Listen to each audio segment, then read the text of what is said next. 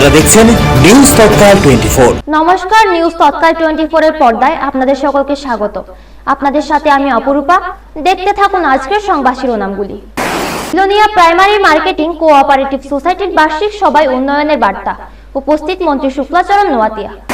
সোনামুড়ায় নেশা কারবারে যুক্ত এক ড্রাগ পেডলার গ্রেপ্তার। মুখ্যমন্ত্রীর সরকারি আবাস সংলগ্ন এলাকায় সরকারি কর্মচারীর বিরুদ্ধে জমি জবরদখলের অভিযোগ। তেলিয়ামুড়ার আপদা মিত্র স্বেচ্ছাসেবক ফলক দেবনাথের জাতীয় স্বীকৃতি। রাজধানীর উজান অভয়নগরের নেশার প্রভাবে বিপদগামী যুব সমাজ, পুলিশের কার্যক্রম সীমিত। এখন সংবাদ বিস্তারিত। সমবায় আন্দোলনের দীর্ঘ ঐতিহ্য ও আর্থিক সাফল্যের এক উজ্জ্বল দৃষ্টান্ত হয়ে উঠেছে Belonia primary marketing cooperative society limited. সেই সাফল্যের ধারাবাহিকতায় 2024 থেকে 25 বর্ষের বার্ষিক সাধারণ সভা অনুষ্ঠিত হয় বিলোনিয়ায়।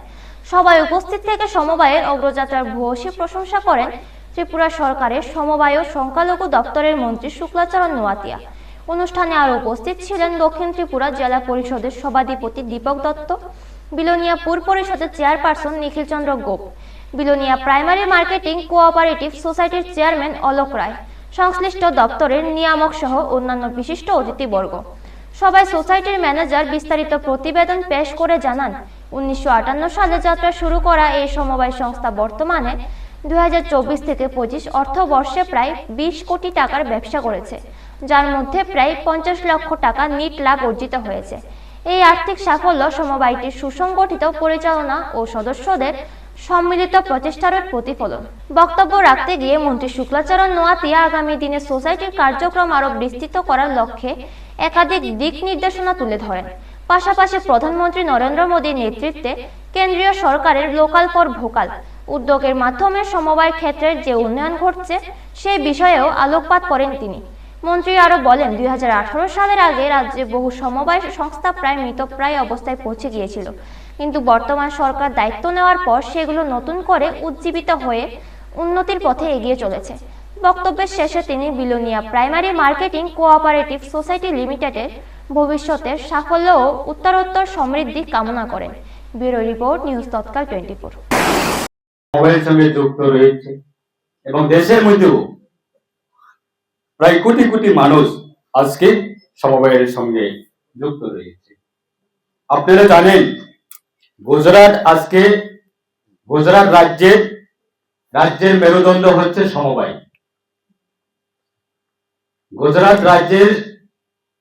রাজ্যের মেরুদণ্ড হচ্ছে সমবায়।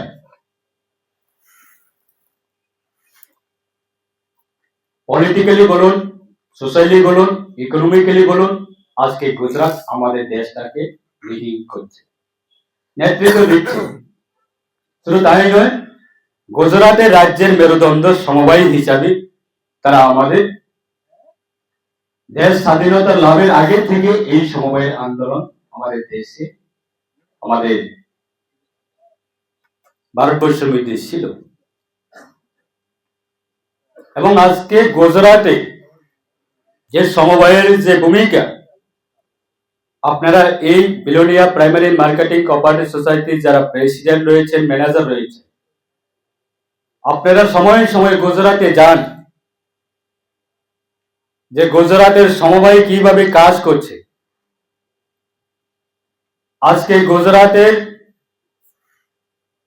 সমবায় আমাদের দেশে যদি না থাকতো, আজকে আমাদের দেশের মানুষ অন্য দেশের উপর আমরা নির্ভর করে চলতে হতো। নেশার বিরুদ্ধে অভিযানে ফের সাফল্য পেল সোনামুড়া থানার পুলিশ। শেষ রাতে গোপন সূত্রে প্রাপ্ত তথ্যের ভিত্তিতে চালানো অভিযানে নেশা কারবারের সঙ্গে যুক্ত থাকার অভিযোগে এক ড্রাগ পেডলারকে গ্রেফতার করা হয়েছে।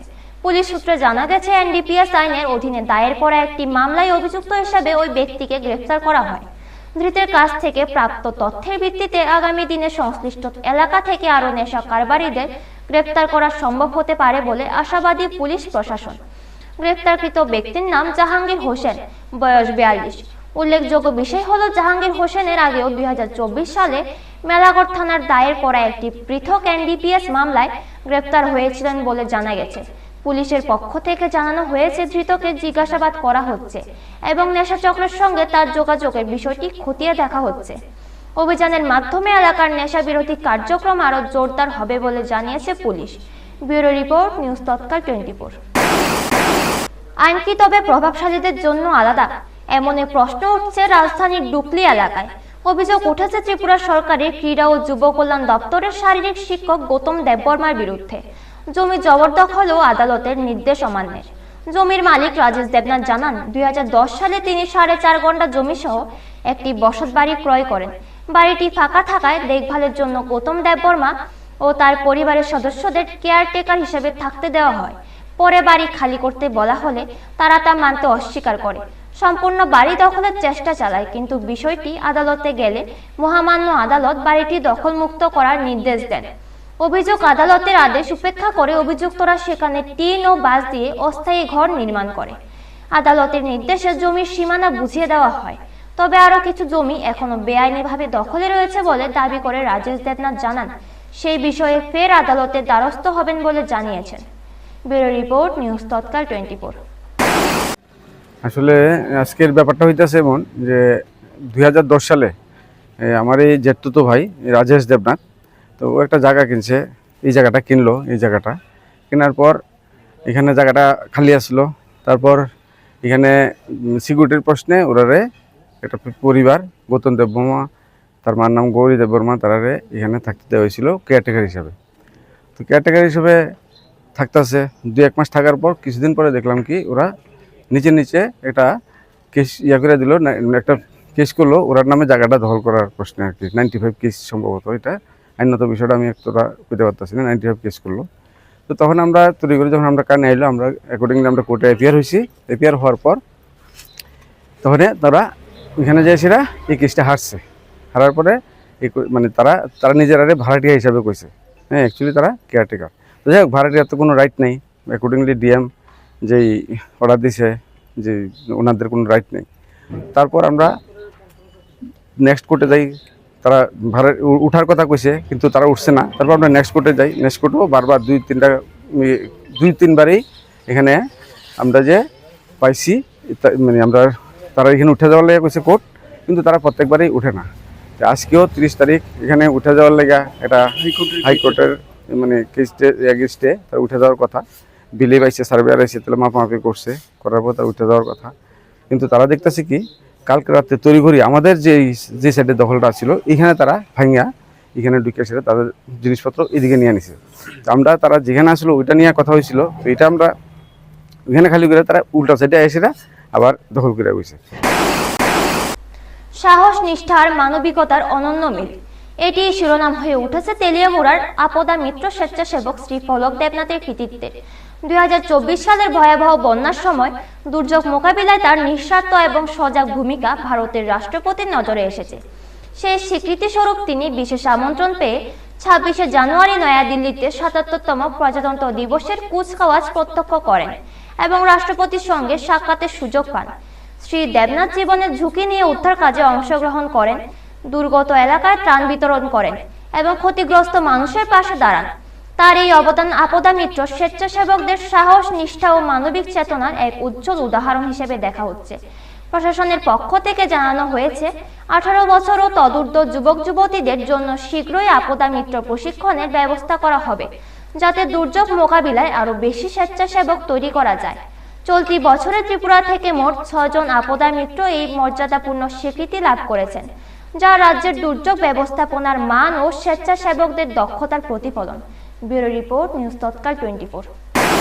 নমস্কার, আমি মহকুমা প্রশাসক তেলিয়ামুড়া মহকুমা। আজ আমাদের তেলিয়ামুড়া মহকুমার জন্য খুবই আনন্দের এবং গর্বের দিন।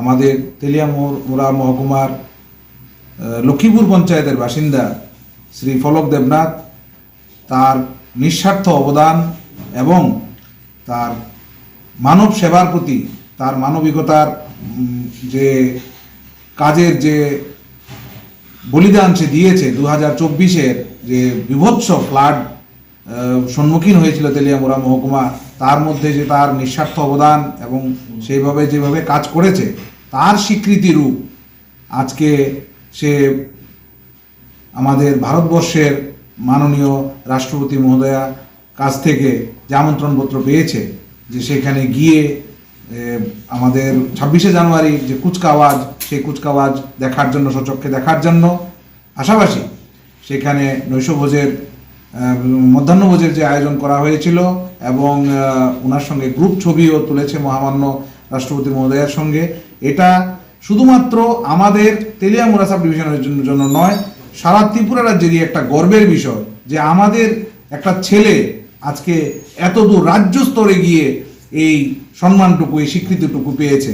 আমি আপনাদের মাধ্যমে সবার কাছে বিনম্রভাবে অনুরোধ করব, 18 বছরের ঊর্ধ্বে যে সমস্ত যুবক যুবতীরা আছে তারা যাতে সিভিল ডিফেন্স ভলান্টিয়ার হিসেবে আমাদের এসডিএম অফিসের মধ্যে এসে যোগদান করে, তাহলে ভবিষ্যতে যে দুর্যোগ মোকাবেলার যে প্রচেষ্টা আমরা আরও সুন্দর, সুচারুভাবে এবং খুব সুদৃঢ়ভাবে আমরা মোকাবিলা করতে পারবো। এবং ভবিষ্যতে আমাদের যে সিভিল ডিফেন্স হিসেবে যারা কাজ করবে তারাও একদিন ফলকের মতো একদম ন্যাশনাল লেভেলে গিয়ে রাষ্ট্রপতি মহোদয়ের কাছ থেকে সেই সম্মানটুকু অর্জন করতে পারে। একটা বিরল স্বীকৃতি। আমি সবার কাছে অনুরোধ করবো, আপনারা আসুন, এগিয়ে আসুন এবং মহতি কাজে আপনারা যোগদান করুন। সকলকে নমস্কার, জয় হিন্দ। আমার নাম ফলক দেবনাথ। আমি খোয়া ডিস্ট্রিক্ট এবং তেলিয়ামুড়া সাব ডিভিশনের 29 কৃষ্ণপুরের একজন স্থানীয় বাসিন্দার। আমি আজ 2021 সাল থেকে 2025 সাল অবধি আমি বর্তমানে সিভিল ডিভিশনের সঙ্গে এবং আপাতমিতের সঙ্গে জড়িত।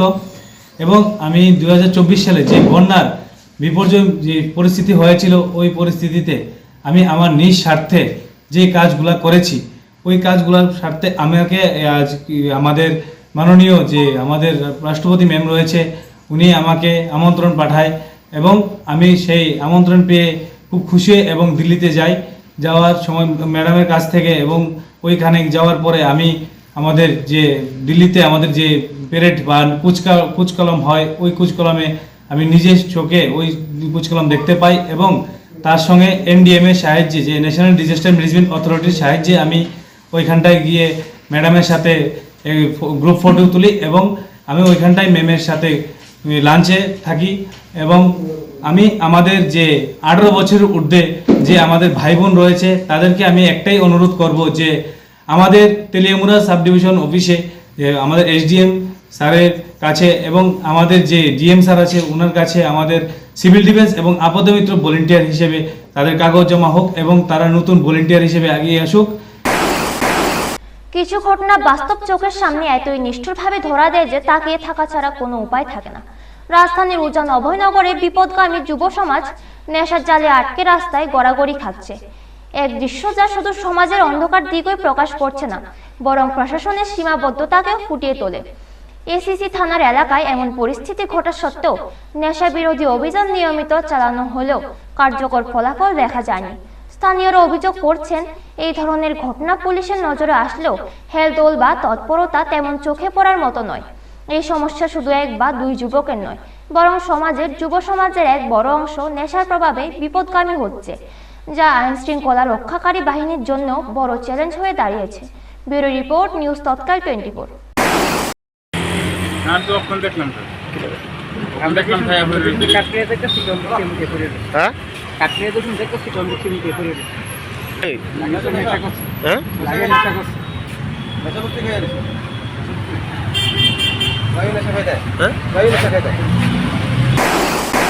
এখনকার মতো সংবাদ এই পর্যন্ত। পরবর্তী সংবাদের জন্য চোখ রাখুন নিউজ তৎকাল 24 এর পর্দায়। আপনারা দেখছেন নিউজ তৎকাল 24।